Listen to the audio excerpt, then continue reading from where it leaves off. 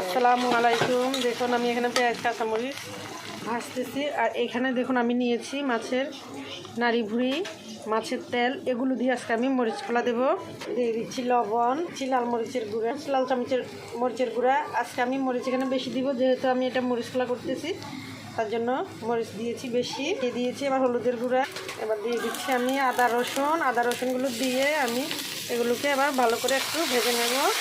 এবার দিয়ে দিচ্ছি আমি মাছের তেলগুলো, এগুলো দিয়ে এবার আমি ভালো করে ভেজে নেব। সবগুলো দেওয়ার পরে এবার আমি ভালো করে এগুলোকে ভেজে নেব।